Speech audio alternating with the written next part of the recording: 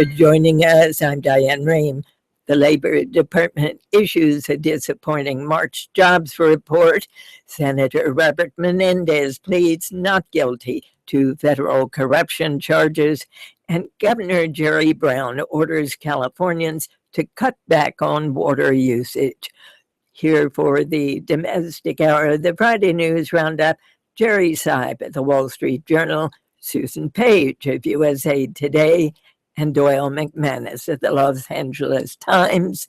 Don't forget, you can watch live streaming of the Friday News Roundup during this hour. You can go to DR Show at WAMU.org and click on Watch Live.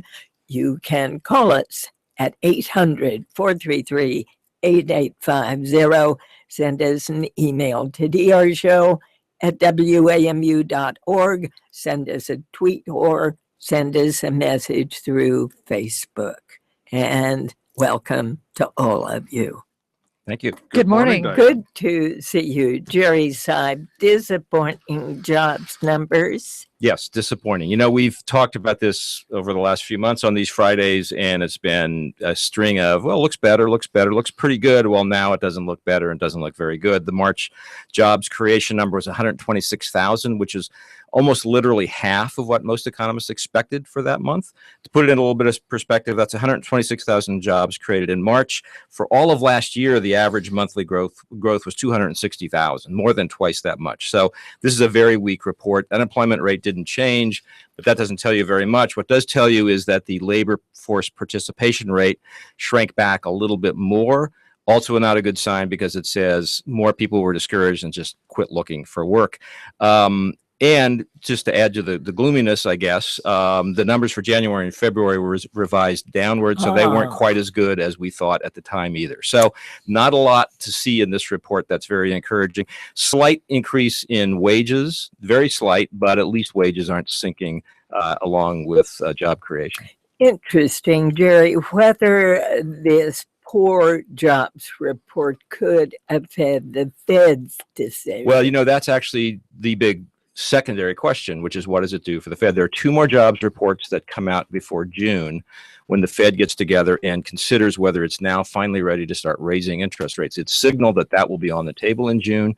This week report does not make that prospect as likely, but there are two more reports to come before the Fed has to make a decision. So you can't read too much into this, but as an early signal, the Fed might wait until September, October during the year. I think that was maybe more likely anyway, probably even more likely now. Susan. So disappointing, but not disastrous, right? The Right. unemployment rate is steady. And one thing that Jerry Seib has taught me is that you should take with some skepticism a single month's report, because sometimes they get revised. Sometimes there's a glitch. We know that there was winter weather that might be a factor. So certainly not the jobs report that we'd hoped to see. And disappointing, I think, especially for people who were hoping to see wages start to go up in a more serious way after the long stall in where wages have been for people in this But country. here we have McDonald's raising wages, Doyle. That's right, Diane. McDonald's announced that it is raising wages for employees in the stores owned by the company itself, gradually to about $10 an hour across the country. It'll be $1 over whatever the state or federal minimum wage is that applies in that place. Now, it's important to note that only affects about 12% of McDonald's employees. Why? The vast majority of McDonald's stores are owned by franchisees. I see. And they aren't covered by this, although it'll obviously increase pressure on those individual franchisees to do it. This also follows, incidentally, a similar move by Walmart. And what we are seeing is two things. One is public pressure on these very large and visible companies who serve customers. They don't like looking bad. The other, though, in a way the more interesting one, is a return to the ancient doctrine in business that maybe happier employees are better employees. They stay with you longer, they get more skilled, and they provide better customer service. One of McDonald's big business problems, has been that it's been losing business to higher end fast food chains like Chipotle, like Panera. and they're trying to figure out a way out of that box. You know, one thing that's interesting too is a time when unions are becoming less and less influential in American life and in the American economy. This demand for a living wage for people, that if you work 40 hours a week, you shouldn't have to live in poverty. That may be having an effect. I mean, McDonald's did not go to the $15 an hour wage that some of those protesters have called for. But I think this does set a slightly higher floor for wages in these kind of jobs. So how much pressure does it put on other large corporations to raise those wages? Some. I mean, Target also did the same thing. Target did it, as Doyle indicated. Walmart's done the same thing. So there's some pressure. The pressure, interestingly, now at the low end of the wage scale, where there does seem to be competition for workers. That may be because some people who've been stuck in those jobs as the economy has improved over the last 2 years have finally been able to move back up to jobs that are more suited to their educational background. They don't have to be working at a fast food restaurant, so you've got to compete harder for those kinds of workers. So there's probably some pressure there that, aside from the peer pressure, there's probably some economic pressure on low-end wage payers to do a little better than there has been. Interestingly, though, this might take some of the wind out of the sails of the minimum wage argument, because people will look at this and say, well, the market is raising the minimum wage. We don't have to do it legislatively. So if you're a big fan of raising the minimum wage, you would look at this and your first instinct would be to cheer, but then you probably have to tell yourself, well, there's going to be an argument against doing it legislatively now because it's happening in the real world. You know, another thing McDonald's has done that I think deserves some praise is they're going to have assistance for employees who want to get their high school diploma, and some tuition assistance for employees who want to go back and get college credit. And I think that's great. And if you're talking about trying to recapture a sense of opportunity in American life for American people, I think that's a great thing to do. But again, it's not all about charity. It's also about customer service. Of course. It's also about having people. And another thing McDonald's is doing, incidentally, is making its menu more complicated and doing breakfast all day long. What does that mean? Oh, no. Well, what that means is, until recently, you sort of knew that you could get those Egg McMuffins up to some time in the morning, and then they switched to a lunch menu and a dinner menu. Well, the Egg McMuffins are doing better than the hamburgers right now, so they want those all day long. But that, and a lot of managers have said, that's an immense burden to put on that little kitchen with a couple of people. Do you all have the feeling Doyle frequents McDonald's for breakfast? It seems doubtless. I mean, look, two things to say. One is that McDonald's has been a very adaptable company over time. It's going through a bad stretch now, but it's shown that it can adjust to these kinds of situations, and it may be doing exactly that here. The second thing is that one of the interesting workers in this space is that they may be the kinds of people who can't be replaced by technology. In the end, you have to have workers doing fast food work. You can't put a computer screen in that will cook your Egg McMuffin. And so one of the things that separates these kind of companies out from some others now is the technology can't overtake their workers. They've got to have workers. You got to pay the price to have those, because you can't find a substitute in the machine world. Computers can't do it. You can't outsource it either. You can't have somebody in India or Bangladesh cooking your Egg McMuffin. Is there any indication that some McDonald's franchises are closing down because there's not enough business, or they're going to Chipotle or other places? Oh yeah, there are franchises who, same store results have been down in a lot of places. Are there stores closing? Sure, but it's an immense chain. There are always stores going on. Really, the longer term, more interesting issue is the one we've been talking about here, and that is the labor market. Is labor scarcer, especially at those low levels? And we're going to have to see whether the job creation rate stays at the low level that we got in this 1 month, or whether that was a blip, to know whether the pressure is going to ease up a little. The other thing, interesting story on Morning Edition yesterday about Walmart and how it is improving its situation for employees. Well, it has this. It feels some of the same pressures. It's decided that it cuts costs. Walmart is a great company at cutting costs. They put some new pressure on on their suppliers just this week that said, cut out some of these marketing things because we are going to demand that you produce goods for us at a lower price. They're feeling some pressure, but I do think that they have come to the same realization that at the low end of the workforce, there's pressure now to compete for workers. And all this stuff we're talking about, McDonald's and Walmart, is actually a little bit at odds, as Doyle suggested just now, with the jobs report that we started out talking about, which was a little gloomy, but over time, the labor market is in fact improving, or companies wouldn't be doing these kinds of things. So we hope that these two companies and others like it really begin to set examples for other corporations around the country for, as you said, probably the low-end workers more than anything else. All right, we're going to take a short break here. When we come back, we're going to talk about these religious liberty laws, what governors are doing, what state legislatures are doing, and the word is flipping around. Short break, we'll be right back.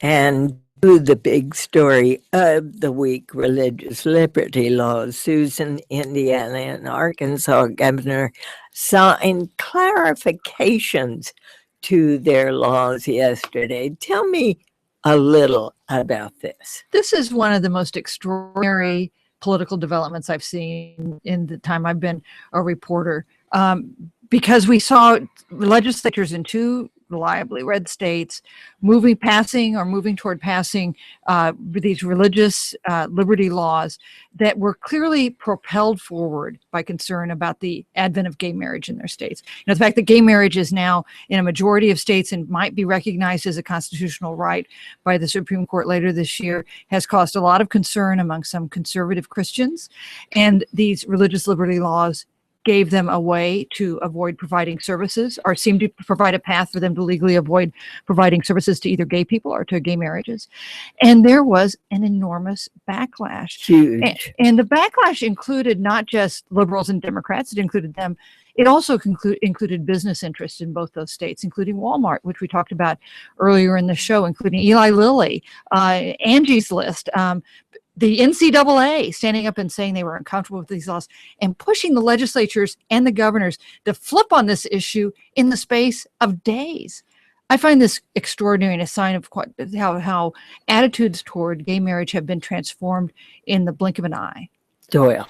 And really, the fascinating thing to pick up on Susan's theme is that these conservative governors, Mike Pence in Indiana, Asa Hutchinson in Arkansas, they got caught in what you might call the riptides of history, because the majority of Americans have moved astonishingly quickly to support the idea of gay marriage and of civil rights in general for gay people. Most Americans are not aware of the fact that in all but 22 states, a business can still discriminate against gay people in terms of hiring and employment. There are big issues still out there, but among social conservatives and religious conservatives, the touchstone of religious liberty has become an immensely passionate issue and an exaggerated one. Ted Cruz was out this week warning that without these laws, Christian pastors, Catholic priests, and Jewish rabbis would be forced to perform weddings they don't want to perform. Now, there's nothing farther away from this that you could imagine, or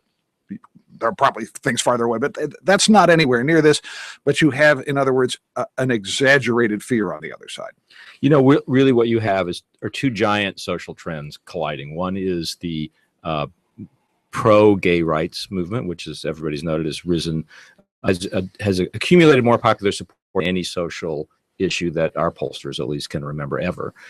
And on the other hand, a rising sense of protecting religious liberty, which, by the way, started not with the gay marriage movement, really, but with Obamacare, Hobby Lobby. Do we have to provide contraceptive services?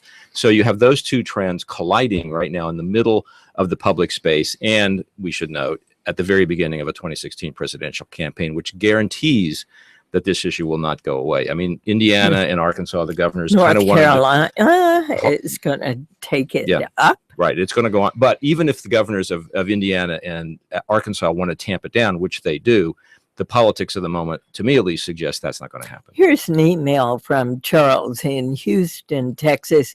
He asked, what are some scenarios in which a person could use the new Indiana law to defend himself against a lawsuit? In other words, how does the new law protect people in their exercise of their religion? Well, before the Indiana law was revised, before the clarification that the legislature passed and the governor signed, explicitly allowed individuals and for-profit companies to refuse to provide services that violated their religious beliefs. Now there is an explicit clause that says this doesn't allow you to discriminate against gay people. So the protection that existed in the earlier law and that had played a big part in the controversy over it has now been clarified. And one thing worth noting, and one of the reasons, aside from the context of gay rights that in which all this is playing out, one of the reasons the Indiana law aroused a lot more controversy than other laws that states have passed, or the federal law that was passed in the 1990s that tried to do the same thing, was that it explicitly said corporations and businesses could also use this law to protect themselves from having to do things that they thought were morally objectionable. Not just people, but businesses and corporations. And so that made the grounds that Susan is talking about here seem more plausible. Now, Susan, you talked to Carly Fiorina this week. Hewlett-Packard was where in this whole argument? Well, she's the former Hewlett-Packard CEO, and during her tenure extended benefits to same-sex couples, to the same-sex partners of employees, something that's pretty common now with big companies. She's planning to run for president. She plans to launch her campaign in a few weeks for the Republican nomination. Doesn't she defend Indiana's law? And what was interesting was she both defended Indiana's law and defended the idea that religious liberty was under fire and needed to be protected, while also saying there needed to be respect for the idea that same-sex couples have a right to the same benefits that government bestows on married people. So without saying, I endorse gay marriage, she was in effect saying, you've got to respect religious liberty. You've also got to respect the rights of gay couples. And that distinguishes her from the reflexive stance that the rest of the field took when this erupted. I really want to know how this is going to affect Republicans, Doyle, because there is something of a split in the party. Oh, there is absolutely. This is in a very real, what you would call a classic wedge issue, an issue that divides one party but doesn't divide another. And in a way, the remarkable thing about this is Democrats didn't bring this up. This was Republicans bringing up an issue themselves. It's the social conservative agenda that a lot of Republicans didn't really want this campaign to be about. But some of those candidates, like Ted Cruz, like Rick Santorum, want this campaign to be about it. In fact, this week, the Faith and Freedom Coalition, one of the social conservative groups, issued a statement saying to candidates, you need to grow a backbone and hang tough on these issues. So there's not a whole lot of quarter being given. This has put, for example, Jeb Bush in a difficult position because he started out the week saying he thought the law was fine, backing up Governor Pence in Indiana. And then when Governor Pence shifted his position to say the law must be modified and clarified, Jeb Bush shifted his position to follow that too. Well, that wasn't far enough for a lot of the social conservatives who are angry at Mike Pence for clarifying the law. So do the clarifications go far enough? Well, advocates of gay rights and gay marriage oppose the idea of the law altogether. But I think they do say that this is a step in the right direction, and that the idea of explicitly protecting people to not be discriminated against on the basis of their sexual orientation is a good thing to do. I mean, I have to think that the people who opposed the law originally in both Arkansas and Indiana must have been as surprised as the supporters at the breadth of the revolt when it got some attention. I mean, because of course these laws have been passed in other places. Sure. But the precise wording of the Indiana laws, as Jerry said, caused some special concern. And it just came at the moment when this issue was ready to be ignited. What about Hillary Clinton? What did she have to say? Well, I mean, obviously she took essentially the Democratic position, which is that these laws are a mistake. It's a little tricky for her since her husband signed into law the federal statute that does essentially the same thing, but in under entirely different circumstances and entirely different context. It's tricky. It's going to be tricky for all these candidates, particularly Hillary Clinton, I think, but also people on the Republican side, because you don't want to get too far out on either side of this debate if you're going to play for the middle in the 2016 campaign. And I think it's a mistake to not acknowledge that there is a lot of concern at the grassroots, not just among social conservative activists that we all hear about, but among common people who think that there's something happening in the culture that we don't like, and that we do fear the government telling us we can't practice our religion the way we want. That's a very legitimate fear. It's not contained solely in little pockets of the Republican social conservative movement. It's a real thing. It has to do a little bit with Obamacare, a little bit with gay rights, and a little bit with the sense that the country's changing around me in ways that I don't recognize and I don't really feel comfortable with. So what about the Supreme Court is going to hear arguments in April on gay marriage? We'll get a decision probably late in June. That we expect a decision this year, and the early signs, the fact that they were willing to take this case, the recent decisions from the court seem to signal that the court may well recognize a constitutional right to marry someone of the same sex, and that would put this patchwork of laws across the country into one standard allowing same-sex marriage. That would be quite a remarkable development, and especially if from this court. This is not really a liberal court. All right, let's talk about Senator Robert Menendez. He pled not guilty to federal corruption charges. What are the facts of the case against him, Doyle? The facts of the case are these. Senator Menendez has a very old friend named Solomon Melgen, who is an ophthalmologist, an eye surgeon in Florida. They have known each other for more than 20 years. They're great pals. And Dr. Melgen is very, very generous. He's what you might call a friend with benefits, because he has paid for, according to the indictment, at least 7 trips for Senator Menendez. On his private plane. On his private plane. In one case, a private plane that was specifically chartered just for the senator, not just lending the plane. I see. Dr. Milligan has apparently a quite beautiful villa in the Dominican Republic. He also paid for a trip to Paris, used American Express points to get a suite in a hotel in Paris for the senator. And also, he contributed hundreds of thousands of dollars to Democratic campaigns at the senator's behest at a time when Senator Menendez was intervening with federal authorities on a number of different issues of interest to Dr. Milligan. The big one is that Dr. Milligan was accused by Medicare of about $9 million of overbilling. It's a complicated case. We don't need to get into the details, but it was a big, complicated, monetarily valuable one for the doctor.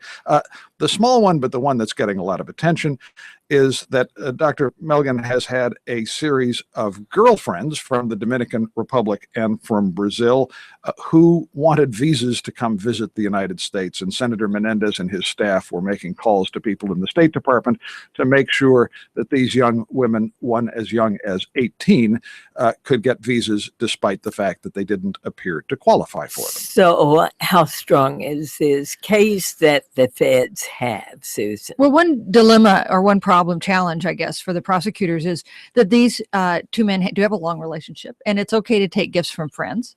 On the other hand, these seem pretty big gifts, and the timing would indicate there would be a big gift and then some action on the doctor's behalf by the senator.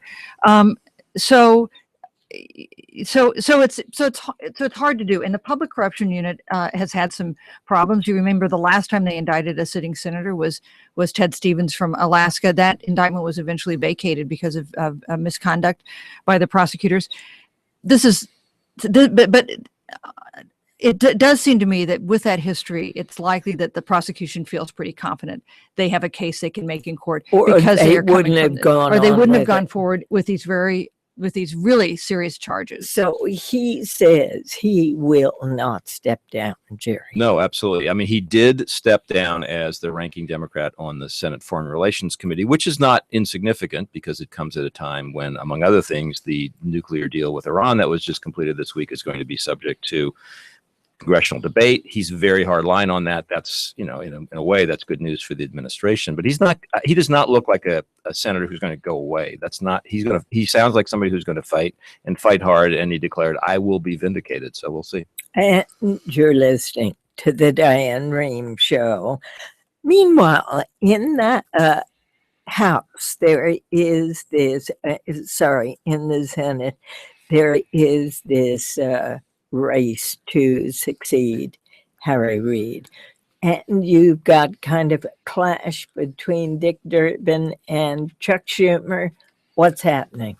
Well, Harry Reid decided he's not going to run for re-election, which means he will not be the Democratic leader of the Senate after the 2016 election, not whether it's majority or minority.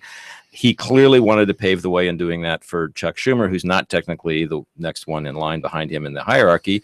Chuck Schumer of New York to take his place. Who is next in line? Dick Durbin from Illinois. So there you have the makings of some tension. And sure enough, there was some tension. But pretty quickly, Senator Durbin stepped back. He saw that there was a lot of support for Chuck Schumer to be the next top Democrat in the Senate. He seemed to acknowledge that that was going to happen. But he did want to hang on to his current job, which was as number 2 in the Senate. And there's the real tension erupted because there were lots of signs that maybe Chuck Schumer wanted Patty Murray from Washington State to move up a notch and to displace Dick Durbin, which is kind of odd because Durbin and Schumer have been friends for years. They've lived together for a long time. But this became uncomfortably public for Senate Democrats and has not yet really been resolved. Patty Murray is sitting back quietly, taking this all in. One assumes kind of smiling to herself. But it's not really clear whether this is going to come to a real fight or it's just been a lot of awkward jockeying. Although one of the amazing things, and this is something of no real consequence to Americans, but it's fun for us in Washington, is that the Schumer people said he didn't make a commitment to Durbin, that he would keep him as number 2. The Durbin people said, yes, he did. He made an explicit verbal commitment on the Senate floor that he could be number 2. That's a kind of exchange that you don't often see between two senators who are in fact colleagues and allies. Exactly. Okay, now tell us about this new group created to support a possible presidential run by Jeb Bush. It's the first time this kind of group has been so embedded in the network of a prospective candidate. So a really interesting story this week by the Washington Post that talks about, of course, we see these campaigns experimenting all the time with new ways to get money, to not have to disclose who they're getting it from, and to spend it on behalf of campaigns. Here, this is yet a new wrinkle in that would allow, apparently, Jeb Bush to get some value out of a group that would deal with policy. It's called the Right to Rise Policy Solutions. Right to Rise is kind of the phrase he's using in his various campaigns.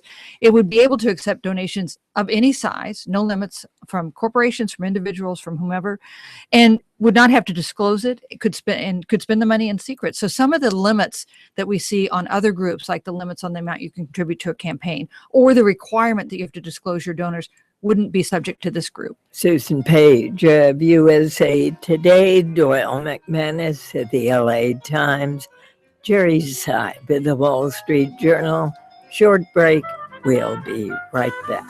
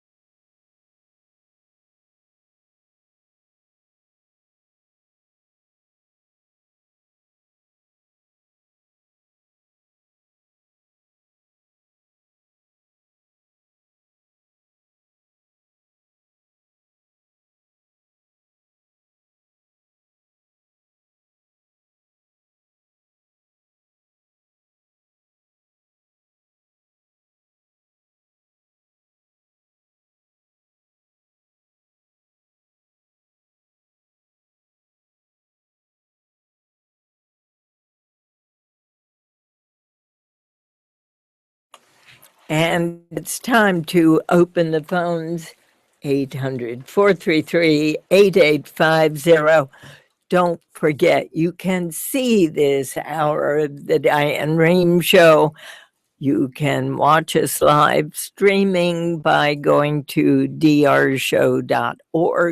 Click on Watch Live. Let's go to Essex, Connecticut. Hi there, Kelly. Hi, Diane. It really troubles me. This religious liberty movement, to me, are Republicans pandering to their evangelical base, who became very powerful under George W. Bush.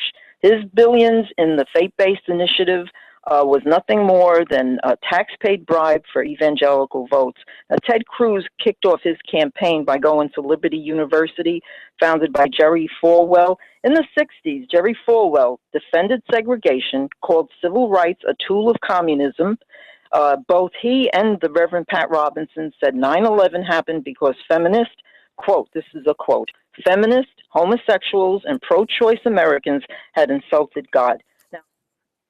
Well, look, there are two. As I tried to say before, I think there are two things at work here. They're related, but they're not the same. One is definitely there's an evangelical base in the Republican Party. There's an evangelical lane in the 2016 presidential race on the Republican side. There is jockeying to get primacy in that lane. Ted Cruz is certainly involved in that, but there's also, beyond that, kind of a grassroots sentiment around the country that some people feel that, in fact, religious liberty is in jeopardy, that various things have happened over the last 10 years, including, sort of demands on the Obamacare law and the sort of the rise of kind of an embrace, social and legal embrace of gay marriage that make people uncomfortable and that they are reacting to. And so I think it's impossible to separate out the kind of the organized evangelical wing of the Republican Party's attitudes on these things and a kind of a more inchoate but still real grassroots sentiment. I think that it's one of the things that brought the Indiana law to life, and it's one of the reasons it became controversial, because it was not about nothing. It was about this debate, really. All right, to Julia in Baltimore, Maryland. You're on the air. Thank you. I have been questioning for some time in my mind the fact that when the rates of new filings for unemployment are considered, right behind that statement, it's considered that people are no longer looking for work. How does that feel? Well, wouldn't it mean that if there are less filings for unemployment, that people are working? Well, it's actually a measurement of people who are either working or looking for work. It's labor force participation. And you put both those two things together and you subtract out the people who have found jobs, and you have some sense of how many people are still looking for work but unable to find them. And when that number goes down, it suggests that there's some people who are neither of those two things. They're neither employed nor looking for employment. And in the grand universe of Americans who should be working or could be working, you have some sense of how many people have kind of just given up. Now, people don't give up forever in most cases. They just say, there just aren't any jobs out there for a while. I'm going to cool my jets. And you know that because they've used up their unemployment benefits, and they're not out looking for work as well. And so that's kind of the discouraged workforce that concerns people in this particular recovery. But that low rate of workforce participation is a warning sign for the economy. It means that some of the indicators we see that look positive are not so positive, because there are people who've just essentially given up for now, maybe not forever. And the rate of people who've been unemployed for a long time continues to be of real concern. That's true. Although there is also a longer term trend there that is less alarming, and that is the aging of the population. Older people are going to, if there are more older baby boomers who retire, the participation rate is going to go down. It's hard to disentangle that from the discouraged 55-year-old or 60-year-old who would be working, and we're still working through that. But it is interesting to note that as all of these changes have collided with each other, the one number we used to look at, the unemployment rate, 5.5%, which is unchanged this month, becomes less and less valuable as as an indicator of what's really going on. And yet that's what the Fed was aiming for early on, looking at that number. And that's why the Fed is no longer saying, okay, bingo, we have reached our target and we can now raise interest rates. All right, to Indianapolis and to Chris. You're on the air. Well, hi, my name is Chris Douglas, and I was a participant in the compromises that were achieved in Indiana. And I just wanted to comment. I'm afraid I haven't been able to hear much of the show, but I think that there are battling traditions in Indiana. And I just want to call attention to a very strong tradition in Indiana that battles with another tradition. And the strong tradition is a tradition of religious tolerance. And it goes all the way back to the founding of the state and the kind of people that existed on the frontier, who were generally religiously tolerant, free thinkers. And so what you've seen in Indiana is a rise of that sentiment that is expressed through our universities, our faith traditions here in Indiana, that are based on religious tolerance. And at times, another tradition, which is, I think, far more intolerant, achieves too much attention. And I think that the compromise that has been worked here has really been significant in that in the legislature yesterday, it was the Republicans in both the House and the Senate that voted overwhelmingly, almost party line, for the inclusion of sexual orientation and gender identity, and the Democrats, for their own reasons that are based in legitimate concerns, RFRA, voted against that compromise. But I don't think it should be lost on anybody that a very strong tradition asserted itself yesterday. And All right, Jerry. Well, it's fascinating because that's not far off from what Governor Pence tried to say when he said, we'll try to roll some of this back. This isn't what we intended. Now, some people believed him when he said that, some people didn't. But, it is true that there are lots of, Ohio is a similar case in which there is a lot in the state's history that is about people who sought religious freedom and religious liberty, settled those places, and that's certainly true. I think the Democrats stayed out of fixing the law because their view is, well, if the law is so bad we had to fix it within a week, we should just get rid of the whole thing in the first place, and they didn't want to be part of being seen to have rescued the Republicans' law from itself. All right, on the Senate leadership question, here's an email from Jordan who says, in this next in line thing, is it absolute for the Senate Majority Leader?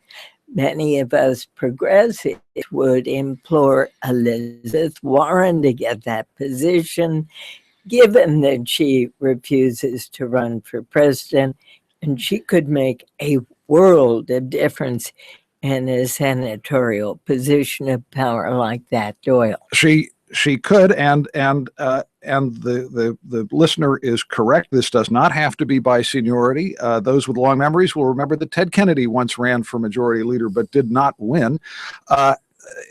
Elizabeth Warren has said she's not going to run for that job. The basic reason, the one piece of the picture that we have scanted a bit there, is that a lot of this is about raising money, as so much in modern politics is about raising money. Chuck Schumer is a very gifted senator, but one of his greatest gifts is raising a lot of money for the Democratic Party. Elizabeth Warren emphatically doesn't want to spend her time on Wall Street, as Chuck Schumer has, raising money for the Democratic Party. She's not interested in that job as far as we can tell.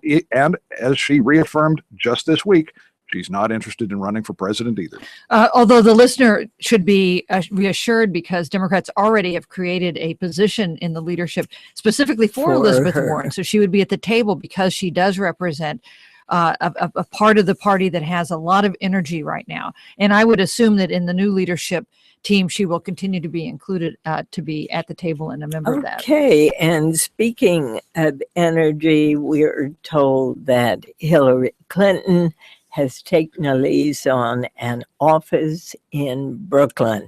What does that tell us, Jerry? Well, it tells you that she's preparing to set up a campaign, and it probably tells you she needs to do it pretty quickly, because once you do that, the legalities, I think, require you to get on with forming a campaign committee. So it doesn't tell us anything we didn't already know. It has more to do with timing than anything else, probably. So do you think she's going to run? I'm on the edge of my seat waiting for the answer to that question. Doyle. It's in Brooklyn. It tells you that Hillary Clinton is the edgy, hip, young candidate. That's the message. But there is another piece of this that's interesting to look at, and that is the infinite number of ways candidates have invented to run for president without actually legally declaring that they're running for president and having to get involved in all of those requirements. But see, I don't understand why. Oh, well, did we mention the word money? You are much freer to raise money in many more different ways before you are an official presidential candidate. And so also this week, a lot of good government groups the FEC to look at the case of 4 people who will be running for president: Jeb Bush, Scott Walker, Rick Santorum, Martin O'Malley. They all look like a duck and quack like a duck, but officially and legally they have not declared or even registered as exploratory committees. It's interesting because Martin O'Malley is starting to sound a bit like Elizabeth Warren. Definitely a populist kind of message, trying to tap into that vein. It's more complicated for Hillary Clinton to do so because of her history and associations with street firms and other and other entities that have been the target of Elizabeth Warren's wrath. And that lane is wide open for Martin O'Malley at this point. Let's take Lawrence in Chesterland, Ohio. You're on the air. Good morning, Diana. Good morning to all your guests. Hi. An observation concerning the Indiana and Arkansas laws. I was somewhat taken aback by the editorial that Tim Cook of Apple had written earlier this week decrying the Indiana laws after I had heard reports that Apple does business in a number of, ironically, Islamic countries that specifically by law outlaw homosexuality, and in many of the countries that outlaw homosexuality that Apple does business in, they actually execute convicted homosexuals. And I've also heard a report subsequent that Apple has now stopped doing business in those countries, but certainly smacks of hypocrisy on his part that he made that criticism when his corporation that he runs had been for years doing business in those countries despite their abjectly horrible treatment of homosexuals, and only stopped doing business in them after he wrote that editorial criticizing Indiana. All right, and we heard that same criticism yesterday when we did our program on the Indiana law. What do you make of that? Well, Jerry? I mean, Tim Cook, I'll have to speak for Tim Cook, obviously, but I would assume his view would be, look, I have to deal with the world as it is, not with the world that I wish it was. I have a lot more control over what happens in the country that I'm a citizen of, the United States, than any place around the world. One thing at a time. This is actually somewhat similar to criticism the Clinton Foundation has endured because it pushes for women's rights in a very public way around the world, while taking money from some, say, Middle East countries where women's rights are not exactly deeply honored. But again, the answer seems to be that's what we have to deal with. And you're listening to the Diane Rehm Show. And to you, Doyle, on this last issue, California water restrictions sound as though they're going to be pretty stringent, 25% reduction. They are going to be stringent. It's a 25% reduction on every urban water authority, if you like, on towns and cities, because the drought in California is disastrous. It is a record drought. No snow in the Sierras. The snowpack accounts for a significant amount of California's water supply. The snowpack is at 5% of its historic average. I mean, it's as close to no snowpack at all as you're gonna find. And this is a disaster. And however, California has been through droughts before. California has a lot of experience with this in as early as the late 70s, which was the first time most Californians currently had any experience with this. People found that there are easy ways to reduce your consumption. So I'm just going to give you one quite striking number. In San Francisco, the per capita consumption of water is about 100 gallons per person per day. That's for everything. That's for industrial use, for personal use, for lawns, for golf courses, for everything. 100 gallons a day per person in San Francisco sounds like a lot.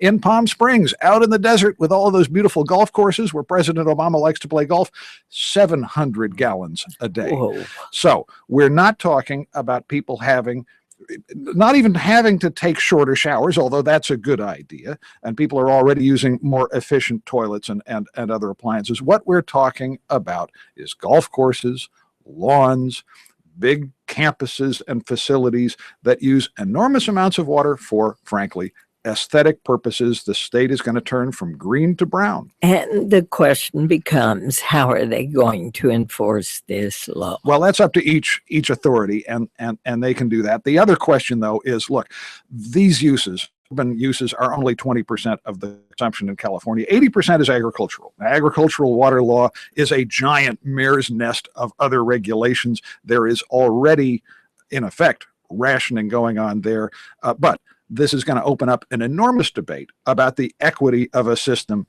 that, in effect, provides 20% of its water to the population and 80% to the fruits and vegetables and nuts. Remember the brilliant movie Chinatown? I'll never forget it. Go Just a ahead, footnote here. This is a huge California story, but it's the entire west of the country. This is the most undercovered story in the last couple of years, in my opinion. Susan and I are both from Kansas. My parents tell me they've been praying for rain every day at their church for 2 years now. This is not just California. This is the entire western half of the country almost, where this has been an issue, and it's not a small one. And every time we tried to put together a show on water, it's a tough program to do, to find the right balance, to get the right people, and to help people understand the enormity of the problem you just outlined. We'll leave it at that. Jerry Seib at the Wall Street Journal, whose new employee happens to have a familiar name, Susan. His name is Ben Loopsdorf. He happens to be my son. He hates for me to note that, so please don't tell him I said that on air. Your secret is safe with me. And Susan Page of USA Today, Doyle McMahon is the LA Times. Have a great weekend, everybody. Thank you. You Thank too. you, Diane. And thanks for listening all. I'm Diane Rehm. The Diane Rehm Show is produced by Lisa Pinkert, Denise Couture, Susan Casey, Rebecca Kaufman, Lisa Dunn, Danielle Knight, Allison Brody, and Alexandra Botti. The engineer is Timothy Olmsted.